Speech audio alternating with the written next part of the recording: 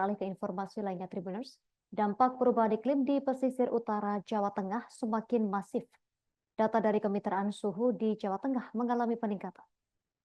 Di suhu udara di Jawa Tengah meningkat 0,03 per tahun. Bahkan di 4 kabupaten kota di wilayah Pantura, Jawa Tengah, peningkatan suhu mencapai 0,0375.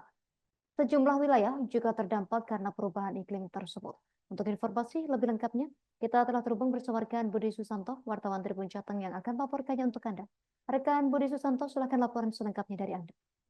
Ya, terima kasih rekan Justina di studio dan pemirsa Tribun dimanapun Anda berada. Jadi dampak perubahan iklim di Provinsi Jawa Tengah, terutama di wilayah Pantura, itu menyebabkan kacaunya siklus iklim di sini. Jadi beberapa pakar gitu kemarin sempat melakukan diskusi dan ada temuan-temuan yaitu selama 30 tahun terakhir ini terjadi peningkatan suhu yang cukup signifikan.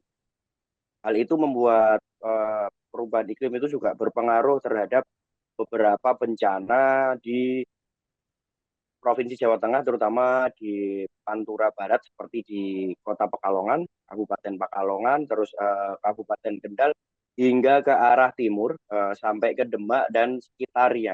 Bahkan yang paling parah adalah abrasi dan penurunan tanah atau land subsidence itu semakin parah untuk beberapa tahun ini.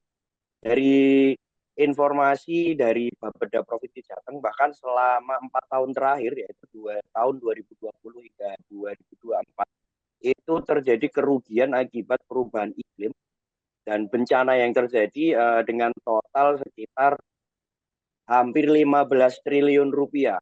Dan tak hanya itu, para pakar termasuk dari beberapa akademisi waktu itu juga melakukan pertemuan beberapa hari yang lalu. Di situ juga menjelaskan ada ancaman tersendiri, yaitu di Kabupaten Pekalongan dan di Kota Pekalongan, di mana di sana luasan lahan itu terancam dan pada 2035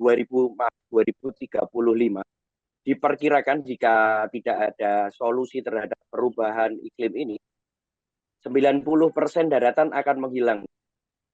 Nah, mungkin beberapa temuan itu juga diselingi dengan solusi-solusi, yaitu pemerintah Provinsi Jawa Tengah, terutama di wilayah pesisir, akan segera melakukan koordinasi bersama dengan pemerintah daerah untuk melakukan penanganan ataupun langkah-langkah tercepat, termasuk dengan penambahan tanggul laut dari jejaring alami, misalnya hutan bakau dan sekitarnya.